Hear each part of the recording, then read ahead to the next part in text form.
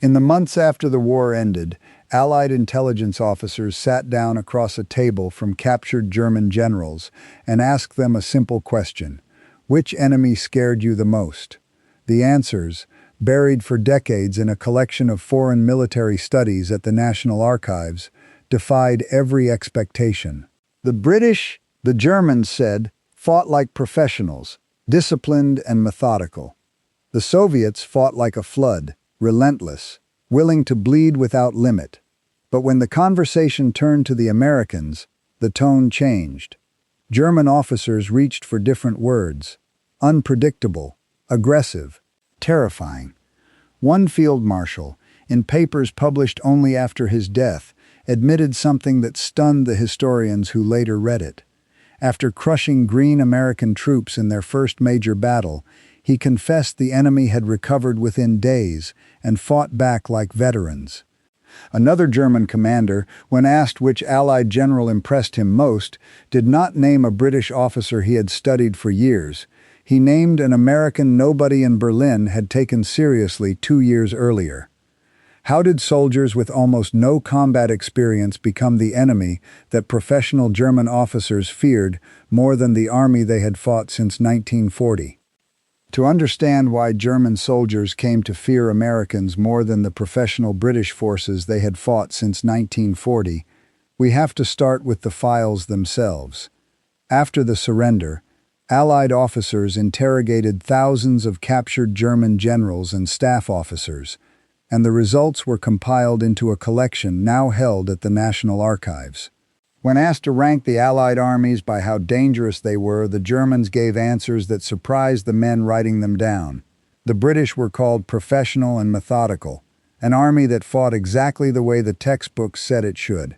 The Soviets were called relentless, an enemy that would absorb almost any number of casualties without stopping.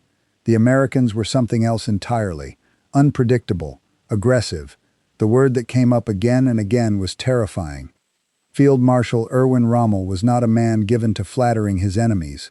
By early 1943, he had spent nearly 4 years building a reputation as one of the most feared commanders in the German army, a general whose armored columns had chased the British across the deserts of Libya and Egypt so many times that his own troops had started calling him the Desert Fox. He understood the British Army better than almost any other German officer alive. He had studied its habits, its doctrine, its strengths, and its very real limitations, and he had beaten it more often than he had lost to it. So when Rommel turned his attention to the newly arrived Americans in Tunisia, he did so with the confidence of a man who expected to find nothing he had not already seen. In private papers published only after his death, Rommel recorded an observation about American forces that surprised everyone who later read it. After routing Green American troops at a mountain pass in Tunisia in February of 1943, he noted that the tactical conduct of the enemy defense had, in the end, been first class. He wrote that the Americans had recovered very quickly after the initial shock and had soon succeeded in damming up the German advance by grouping their reserves to defend the passes and other key points. This was not a polite compliment from a victorious general offering praise to a beaten opponent. This was a professional soldier, one who had spent years measuring the British and finding their limits, admitting that he had underestimated an enemy he had just beaten badly on the battlefield. Gerd von Rundstedt, one of Germany's most senior commanders, and a man who had planned campaigns across half of Europe, was captured at the end of the war. He was, by any measure, among the most experienced officers in the German army, a veteran of the First World War who had risen through decades of peacetime service to command entire army groups. When Allied interrogators asked which American commander had impressed him most, von Rundstedt is reported to have said that Patton was their best. 2 years earlier, that answer would have sounded absurd to almost anyone in the German high command, including von Rundstedt himself. When American troops first met German forces in combat, the results were nothing short of catastrophic, and the story of how that changed remains one of the most remarkable accounts of military adaptation in the 20th century. It is worth pausing here to say plainly that the British Army these German officers were comparing the Americans against was not weak or incompetent. Britain had been fighting since 1939, had lost hundreds of thousands of men across multiple theaters, and had built its doctrine around a hard, painful lesson learned in the trenches of the First World War, that lives were precious and irreplaceable in a way that equipment was not. British commanders like Bernard Montgomery planned their operations with enormous care, precisely because Britain could not afford to lose men the way a country with a much larger population could. That caution was not cowardice. It was the rational response of a nation that had already bled itself nearly white once in a generation. But that same caution, however wise, was also familiar. German officers who had faced the British for years had learned to read their patterns. In February of 1943, inexperienced American troops walked into their first major battle against veteran German forces at a remote mountain pass in Tunisia called Kasserine. What followed was a disaster the Americans largely built for themselves. Major General Lloyd Fredendall commanded 2nd Corps from an elaborate headquarters constructed roughly 70 miles behind the front line. Engineers spent nearly 3 weeks digging this underground complex, while Fredendall's own troops sat exposed across a wide, poorly coordinated front. Eisenhower himself later wrote in his memoir that this was the only time in the entire war he ever saw a divisional or higher headquarters so concerned with its own safety that it dug itself underground shelters. Fredendall rarely visited his forward units. He communicated in a private code so confusing that his own subordinates were often left guessing at what he actually wanted them to do. His forces were scattered and badly prepared. The 168th Infantry Regiment received 450 new replacements just days before the German attack, and many of those men had never completed basic training. Some arrived at the front without rifles. Bazookas, the primary American infantry weapon against tanks, reached the line on February the 12th, only 2 days before the German assault began. Many of the soldiers who would carry those bazookas into battle had never fired one before, let alone against a moving tank in the dark.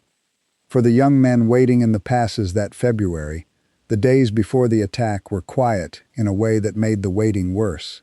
The nights in the Tunisian mountains turned bitterly cold, and soldiers who had grown up in places like Ohio or Georgia found themselves shivering in foxholes scraped into rocky, unfamiliar ground, listening to wind moving through the passes and wondering what was coming. Few of them had ever seen a German soldier in person. Fewer still had any idea what a panzer division sounded like when it moved at full strength, the ground trembling under the weight of dozens of tanks long before the first shell ever landed. On February the 14th, the 10th and 21st Panzer Divisions struck. What followed was a rout. American tanks that tried to counterattack were destroyed piecemeal by German forces fighting with superior coordination and firepower. Infantry positions collapsed under combined attacks from armor and close air support. By the night of February the 16th, 2nd Corps had lost roughly 1,600 men, nearly 100 tanks, 57 half-tracks, and 29 artillery pieces. Communications broke down. Units pulled back without orders. Panic spread through the rear headquarters. Over the following week, American forces retreated almost 50 miles in confusion. Rommel's panzers pushed through Kasserine Pass itself on February the 20th, threatening to split the Allied front entirely. Total American casualties reached roughly 6,300 men, against fewer than 1,000 German losses. It was a humiliating defeat, and it seemed to confirm every assumption German officers already held about American amateurism. German soldiers who fought at Kasserine remembered the battle with open contempt. American officers could not coordinate their units. Artillery support was scattered and poorly aimed. Infantry broke and ran the moment German armor appeared. Veteran panzer crews, many of whom had fought across Poland, France, and the deserts of North Africa already, watched American units dissolve into chaos and drew the obvious conclusion: It looked, to the men on the German side, like simple confirmation that these amateur soldiers from across the Atlantic posed no serious threat to the Wehrmacht. Some German officers reportedly joked that the war in Tunisia would be over within weeks, that the Americans would need years of hard experience before they could be considered a real army at all. Then something strange happened in the final days of the battle. As German forces pushed through the pass toward American supply depots near Thala and Tabessa, they ran into resistance that had not been there days earlier. American artillery, badly coordinated at first, began finding its rhythm. Reserves that had been scattered uselessly across the front started massing at the points that actually mattered. The German advance slowed, then it stalled, then it began to reverse. Rommel had expected to exploit a complete breakthrough. His plan called for driving through the western mountain range and threatening the entire Allied position in Tunisia. Instead, he found an enemy that was learning to fight even while it was still losing the battle. The Americans had been beaten badly, but they had not broken. They had started adapting while the shells were still falling around them. That distinction mattered more than it might have seemed in the moment. Rommel had spent years fighting the British, and he understood exactly how a professional army responded to a setback. It withdrew in good order, regrouped according to established doctrine, and waited for the next carefully planned operation. What he was watching near Thala was something different. Batteries that had been firing almost at random 2 days earlier were suddenly landing rounds with real effect. Officers who had seemed paralyzed by indecision were making quick calls under pressure and sticking to them. It did not look like doctrine. It looked like men learning their trade in real time, under fire, and getting better by the hour.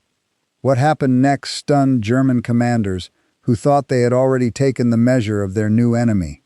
Within days of the Kasserine disaster, Eisenhower conducted a brutal review of what had gone wrong. He found failures in leadership, training, coordination, and doctrine, and instead of simply assigning blame, he acted.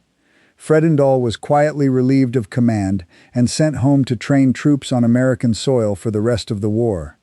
The Army did not stop at punishing one man. It examined its own systems from top to bottom and found them badly wanting. On March 6, 1943, Major General George Patton arrived to take command of 2nd Corps. What he found was an army in disarray. Officers stayed well back from danger. Discipline had gone slack, with soldiers ignoring basic uniform regulations. Units fought in scattered fragments instead of as coordinated teams of infantry, armor, and artillery working together. Communication between the branches was sporadic at best. The man who arrived to fix what Fredendall had broken was, by 1943, already a controversial figure inside the American Army. George Patton had spent decades studying warfare with an intensity that bordered on obsession, reading military history late into the night and convincing himself, half seriously, that he had lived past lives as a soldier in earlier wars. He was vain, profane, and prone to theatrical outbursts that alarmed subordinates who did not yet understand him. But underneath the theatrics was a mind that understood something Fredendall never had, that an army's confidence came from its leaders, and that soldiers who watched their officers hide from danger would very quickly learn to hide from it, too. Patton issued orders that terrified his own staff almost as much as they worried the Germans. He demanded that officers get to the front lines where they could actually see the fighting and lead their men instead of directing battles from maps drawn miles away. When Major General Orlando Ward mentioned that the 1st Armored Division had the good fortune of not losing any officers on a particular day, Patton reportedly erupted. That was not fortune, he told the general. That was bad for the morale of the enlisted men. He wanted his officers taking the same risks their soldiers were taking, sharing the same danger, earning the same right to give orders under fire. Patton reorganized units to fight as combined arms formations, with infantry, armor, and artillery working together as coordinated teams instead of separate branches that happened to occupy the same battlefield. He established clear chains of command and enforced brutal discipline down to the smallest details, insisting that soldiers shave, wear their helmets properly, and carry themselves like professionals even in the middle of a war zone. He demanded that every operation be supported by the maximum available air power the theater could provide. None of this was subtle. None of it was gradual. It was a complete overhaul of how an entire Army Corps operated, driven through by sheer force of will in a matter of weeks. The Germans, who had beaten Second Corps so badly at Kasserine, had no idea what was coming. On March the 23rd, 1943, just 6 weeks after the humiliation at Kasserine, the 10th Panzer Division launched an attack near the town of El Ghatar in central Tunisia. This was the same German unit that had torn through American positions weeks earlier. The division commander assembled roughly 6,000 men, with 50 operational tanks, a company of tank destroyers, and an assault gun battery. The Germans expected another easy victory against soldiers they still considered amateurs. At 6 o'clock in the morning, 50 German tanks emerged from a mountain pass into the valley below El Ghatar. They advanced in a wide formation, tanks and armored vehicles forming a screen on 3 sides, supported by motorized infantry riding in half-tracks and motorcycle sidecars. German artillery stayed at the start line, firing over the heads of the advancing armor. The formation swept forward quickly, overrunning American frontline infantry and artillery positions in its path. 2 German tanks pushed so close to the headquarters of the American 1st Infantry Division that staff officers urgently suggested the commanding general withdraw to somewhere safer. Major General Terry de la Mesa Allen refused to move. According to accounts later preserved by military historians, he said he would rather pull out of hell itself, and that he would personally deal with the first man who tried to run. The German attack had covered roughly half the distance to El Ghatar when it hit an American minefield. 8 tanks were destroyed almost immediately, their tracks blown off or their hulls breached by buried explosives. The panzer formation's momentum broke as crews tried to find a way around the obstacle. American forward observers, carrying portable radios, called in concentrated fire from multiple artillery batteries at once. Tank destroyers from the 600th Tank Destroyer Battalion, positioned in concealed firing points, opened up on the stalled German armor from the flanks. By 9:30 that morning, the Germans had lost 30 tanks and were retreating back toward the mountain pass. The attack that was supposed to sweep the Americans aside had been stopped cold in 3.5 hours. For the German tank crews pulling back through the smoke, many of them the same men who had chased Americans through Kasserine Pass 6 weeks earlier, the reversal must have felt almost impossible to process. The soldiers who had run from them in February were now standing their ground, calling in fire with cold precision and destroying German armor faster than it could withdraw. That afternoon, American signals intelligence intercepted German radio traffic, revealing plans for a second assault later that day. This time the Americans were waiting. When German infantry advanced in the late afternoon, supported by the surviving German armor firing from the rear, American artillery used techniques its gunners had practiced for months back home. They fired airburst shells that exploded above the advancing infantry, showering the ground below with shrapnel. They massed fire from multiple batteries at once, timing every shell to land within seconds of each other so that enemy soldiers had no warning and no chance to take cover.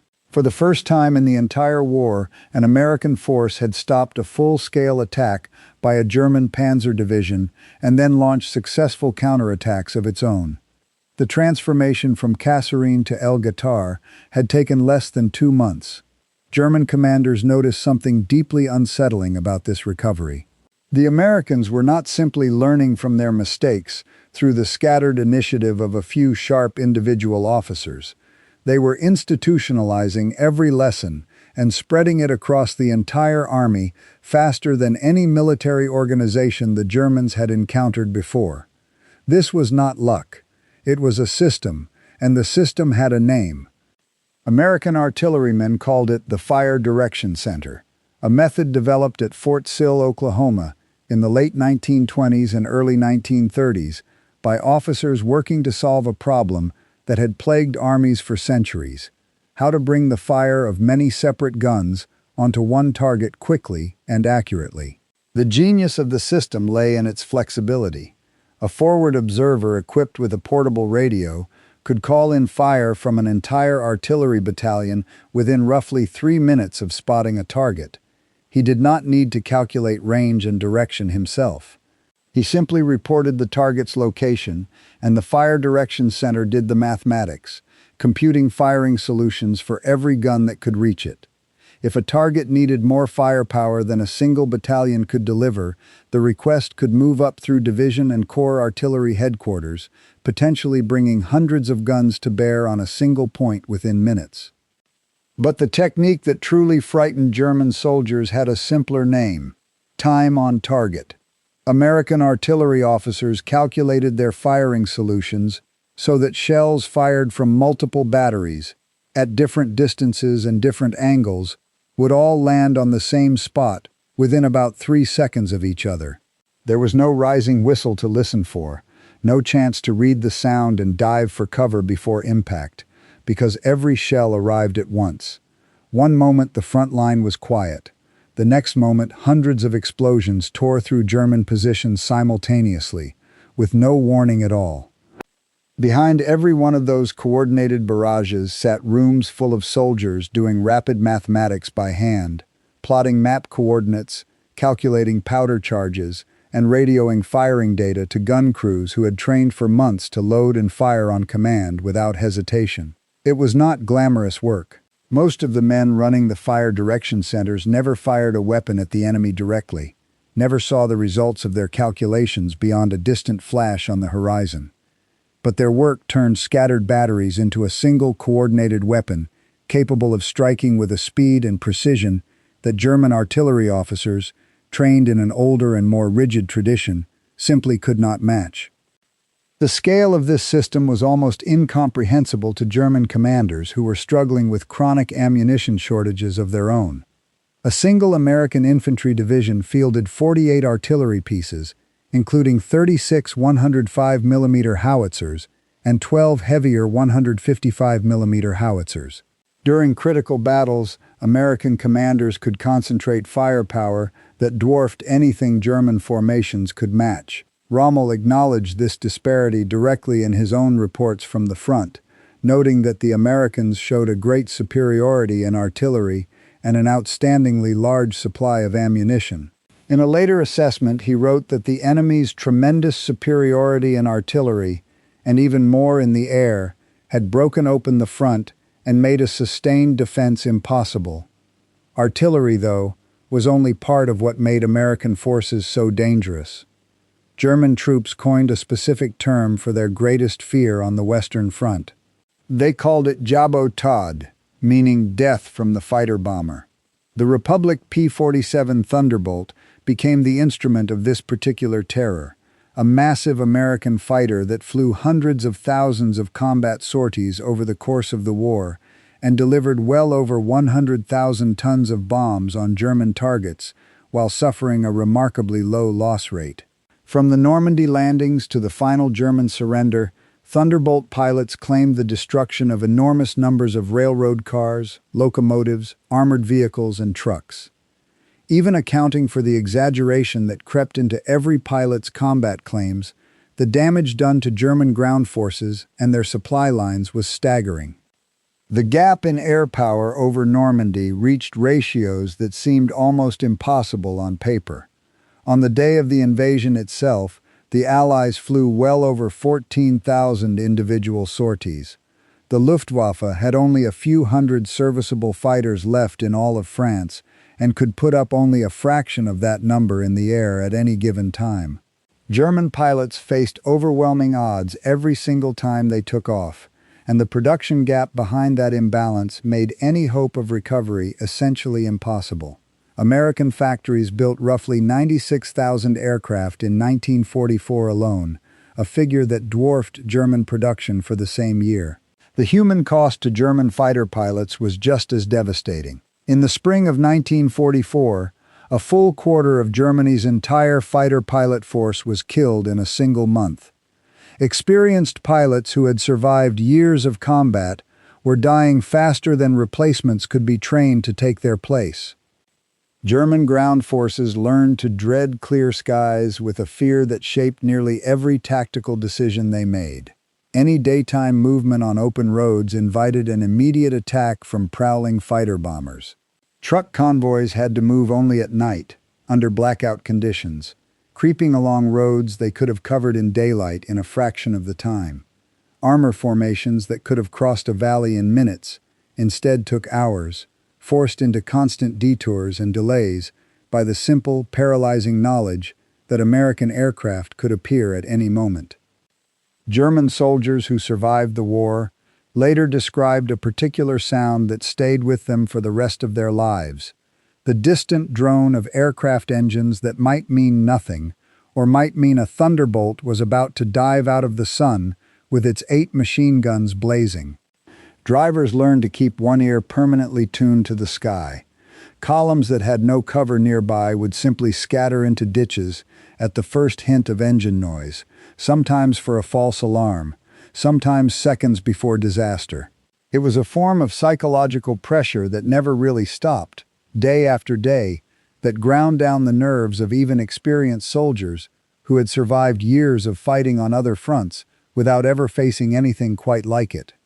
And yet, for all their advantages in artillery and air power, American forces still ran into problems that no amount of firepower alone could solve. In June and July of 1944, American troops found themselves trapped in the terrain of the Normandy Bocage, an ancient French landscape that planners back in England had not adequately prepared for. The bocage consisted of small fields bordered by earthen mounds, some 4 to 15 feet high, covered in centuries of tangled root systems that had grown into nearly impenetrable walls of vegetation. Every field was its own small fortress. Tanks could not climb the steep embankments without exposing their vulnerable undersides to German anti-tank weapons waiting just beyond, and the few gaps between fields were often covered by German machine guns and handheld anti-tank rockets. A handful of well-placed German soldiers could stop an entire American battalion trying to push forward field by field. The fighting in the bocage was brutal and slow. American infantry had to clear each field individually in costly close-range assaults. Tank support was nearly useless because armor could not maneuver through the hedges. Artillery struggled to hit targets hidden inside the enclosed fields. In certain sectors, American forces suffered roughly 1,000 casualties for every kilometer of ground gained. At that rate, breaking out of Normandy would have taken years, not weeks, and every soldier crawling through those fields knew it. The psychological toll of bocage fighting was different from anything the Army had trained for back in the United States. Visibility in most fields ran only a few dozen yards in any direction, which meant soldiers rarely saw the enemy who was shooting at them. Men advanced from one blind corner to the next, never knowing whether the next hedgerow hid an empty field or a waiting German machine gun crew. Junior officers who had been taught to maneuver companies across open ground found their maps almost useless in terrain that looked nothing like the diagrams back at training camp. For the first time since the invasion, some American units began to wonder whether the war in France might grind on for years rather than months. What happened next showed precisely why German soldiers came to find the Americans uniquely dangerous, despite their lack of any deep European military tradition. Across the American sector, individual units began independently working on solutions to the hedgerow problem. Engineers experimented with explosives. Tank crews tried different methods of breaching the earthen walls. The most famous solution came from a source that embodied everything different about the American military. Sergeant Curtis Cullen served with a cavalry reconnaissance squadron attached to the American forces fighting through Normandy. He came from a small town in New Jersey, where he had worked before the war, like millions of other ordinary young men who never expected to find themselves fighting in a French field, let alone becoming part of military history. He was not an engineer.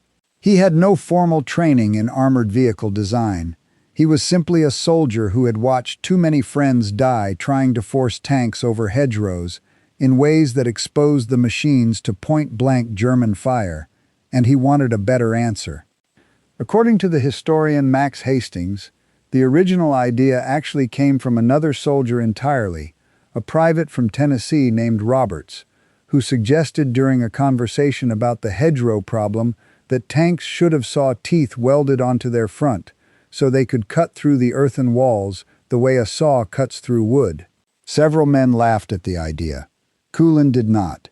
He recognized something sound in it and began working out how to actually build it. He later tried to make sure Roberts received credit for the original concept, but in the flood of publicity that followed, it was Kulin's name that stuck to the invention. The device Kulin helped create was simple in concept but brilliant in execution.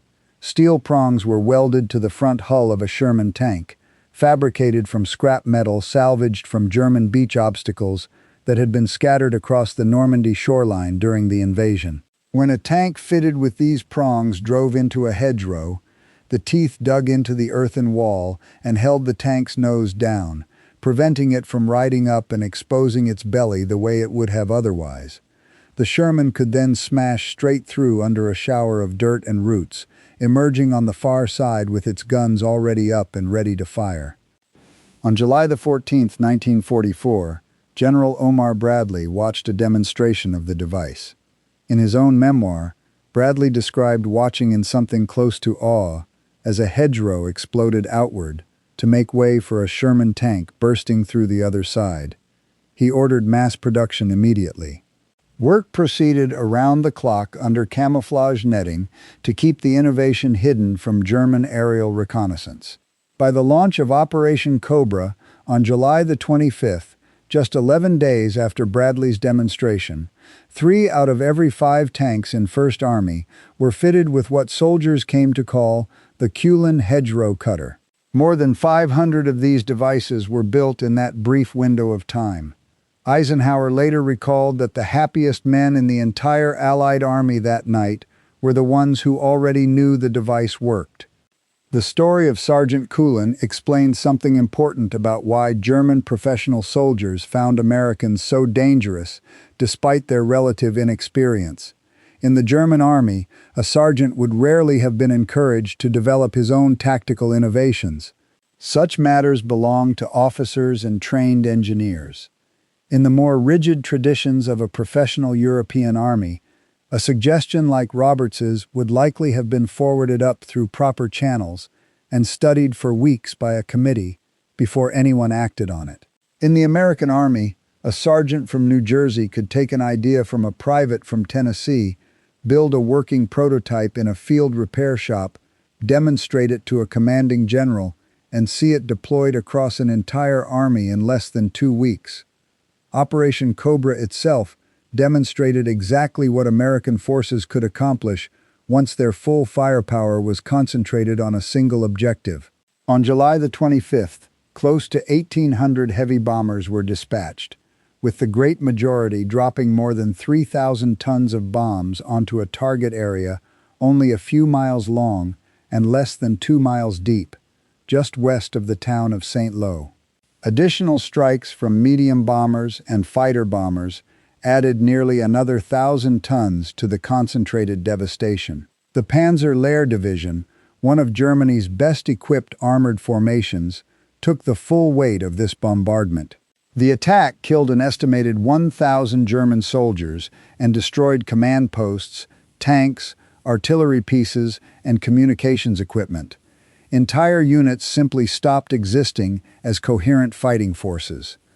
The scale of the bombardment was almost impossible for men on the ground to comprehend as it happened. Soldiers waiting in their jump-off positions felt the earth itself shudder under the weight of thousands of tons of explosives landing less than a mile away, a sound and vibration that some survivors compared to a continuous earthquake rather than individual explosions. For German troops caught inside the target box, there was no fighting back against an enemy they could not see, could not shoot at, and could not outmaneuver. There was only the bombing, and then the silence afterward, and then the American tanks rolling forward through what remained. A tragic incident of friendly fire during the bombing killed 111 American soldiers and wounded nearly 500 more. Among the dead was Lieutenant General Leslie McNair, the commander of Army Ground Forces, who had been observing the attack from a forward position. He remains the highest-ranking American officer killed in the entire European theater, a stark reminder that even the side delivering overwhelming firepower was never entirely safe from its own weight. But the tactical result was undeniable. By July the 27th, the German 7th Army reported 7 separate ruptures in its defensive line, ruptures it did not have the men or the equipment left to repair. More than 100,000 American combat troops poured through a gap barely 5 miles wide, and by the 1st of August, Patton's Third Army was officially activated. The breakout from Normandy was complete. The blockade that had cost so many American lives became strategically irrelevant within days, as armored columns raced across open French countryside toward the German border. This pattern, setback followed by rapid adaptation, followed by overwhelming success, repeated again and again through the American experience in the war. But nowhere was it more dramatic or more consequential than in December of 1944. The Battle of the Bulge became the largest battle the United States Army ever fought, with more than 600,000 American soldiers eventually engaged across the frozen forests and villages of Belgium and Luxembourg, after more than 200,000 German troops launched a surprise offensive through the Ardennes on December the 16th. Winston Churchill would later call it undoubtedly the greatest American battle of the entire war. At Elsenborn Ridge, on the northern shoulder of the German advance, the untested 99th Infantry Division and the veteran 2nd Infantry Division held their ground against some of Hitler's best-equipped armored units, including elite Waffen-SS divisions, hand-picked for the breakthrough that was supposed to split the Allied armies and capture the vital port of Antwerp. First Lieutenant Lyle Bouck commanded an 18-man intelligence and reconnaissance platoon from the 394th Infantry Regiment, joined by 4 artillery observers at their position near the village of Lanzerath. When German forces attacked on December the 16th, this small unit of 22 men found itself facing an entire German parachute battalion of roughly 500 soldiers. Bouck's men held their ground through hours of continuous fighting, inflicting close to 100 casualties on the attacking Germans and delaying the advance of one of the war's most feared armored spearheads for most of a day. That small platoon later became recognized as the most decorated American unit of its size in the entire war. Behind the infantry positions at Elsenborn Ridge, more than 300 artillery pieces concentrated their fire into a wall of exploding steel that made the approaches to the ridge nearly impossible for the attacking Germans to cross. General Hasso von Manteuffel, commanding the 5th Panzer Army on the southern axis of the attack, later admitted that the German counteroffensive failed in part because its flank ran, in his words, against a wall it could not break. At the vital road junction of St. Vith, the 7th Armored Division held for nearly a week against overwhelming German pressure, throwing the entire German timetable into disarray. Eisenhower later called the defense of St. Vith a turning point in the battle. But the most famous American stand of the Bulge came at Bastogne, a small Belgian crossroads town that controlled the road network running through the Ardennes. Whoever held Bastogne controlled movement through the entire region. The 101st Airborne Division rushed to Bastogne from camps in France, along with elements of the 10th Armored Division, and found themselves completely surrounded, outnumbered roughly 4-1. The defenders lacked adequate winter clothing, were running short of ammunition, and had no way to evacuate their wounded. On December the 22nd, German officers under a flag of truce approached American lines southeast of Bastogne, carrying a written ultimatum. "The fortune of war is changing," it read. German artillery was ready, it warned, to annihilate the American troops in and around the town unless they surrendered within 2 hours. The message was delivered to Brigadier General Anthony McAuliffe, the acting division commander. According to multiple witnesses in the command post, McAuliffe read the ultimatum, crumpled it into a ball, tossed it into a wastebasket, and muttered a single dismissive word. When his staff tried to draft a formal reply, one officer suggested that the general's first reaction had already summed up the American position perfectly. The official response, typed on a single sheet of paper and delivered to the waiting German officers, contained exactly one word, in capital letters: nuts. When the puzzled German delegation asked whether this was a favorable or unfavorable answer, the American officer who delivered it clarified in plain language that if they did not understand what the word meant, it amounted to telling them to go to hell. The 100 first held Bastogne against repeated attacks over the days that followed. On December the 26th, after a siege lasting more than a week, elements of Patton's Third Army broke through German lines from the south to relieve the surrounded garrison. Patton's relief of Bastogne stands as one of the most remarkable operational maneuvers of the entire war. His army had been attacking eastward into Germany when the Ardennes offensive began. At a conference on December the 19th, Patton promised Eisenhower he could pull 3 divisions out of active combat, wheel them 90 degrees to the north, and attack within 48 hours. Military historians have studied that maneuver for decades, trying to understand how any army could accomplish it in such a short window. The answer lay in Patton's habit of preparing for contingencies before anyone asked him to. Anticipating that something might go wrong somewhere along the front, his staff had already sketched out plans for turning the army north. When the call came, they simply executed a plan that was already half finished. By the middle of January 1945, the Bulge had been eliminated, and American forces were pushing back toward the German frontier. The human cost was enormous on both sides. Roughly 19,000 Americans were killed, with total American casualties reaching close to 80,000. German losses were comparable in scale, with hundreds of tanks and assault guns destroyed that the collapsing German war economy could never replace.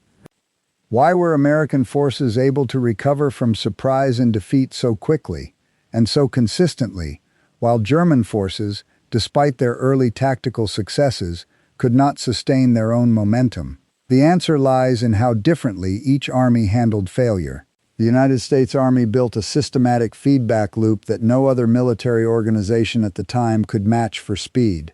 Training bulletins carrying lessons from the front were written, printed, and distributed to units worldwide within weeks of a battle ending. Observer teams inspected combat units and reported honestly on what worked and what failed, and that information flowed straight back into training programs at home, which were adjusted again and again as the war went on. Replacement training that had run 13 weeks before Pearl Harbor was compressed to 8 weeks in the emergency after the attack, then expanded to 17 weeks once combat experience showed that rushed training cost too many lives, then adjusted once more during the Bulge when replacements were desperately needed. Each change reflected a lesson pulled directly from combat, not theory developed in a peacetime classroom. The contrast with the German army could not have been sharper. While American training evolved constantly, German replacement training grew steadily worse as the war dragged on.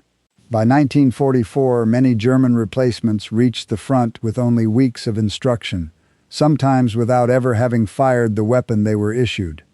German units tended to hoard successful tactics locally rather than share them, and officers who admitted to failure risked their careers rather than earning a chance to fix the problem.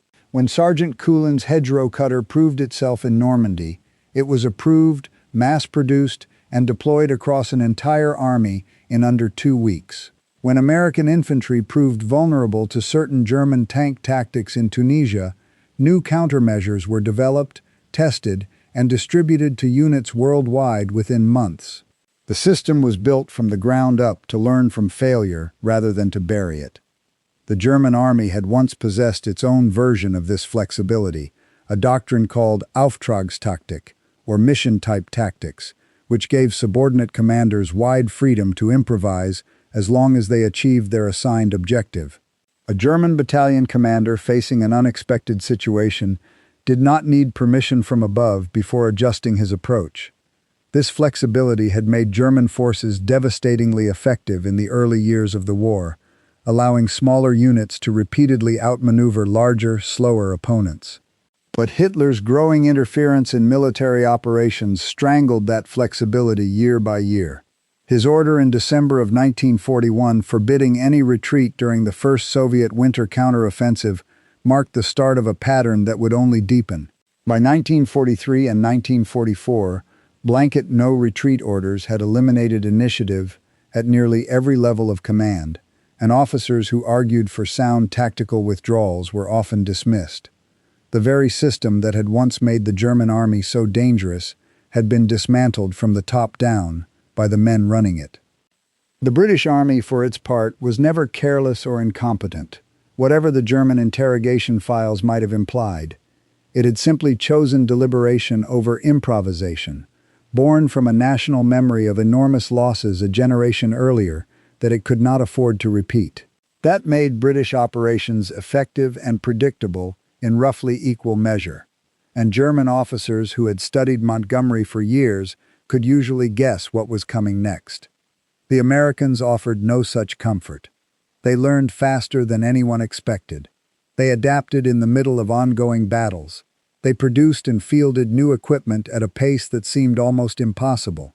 They leaned on overwhelming firepower rather than tactical elegance, and they never seemed to run out of anything they needed. None of this made the American way of war subtle or elegant. German staff officers who had built their careers on clever maneuver found it almost crude in its bluntness. But it worked. American soldiers ground their way across France, survived the Bulge, and drove deep into the heart of Germany, carried forward by industrial power and a habit of learning from every mistake almost as fast as it was made.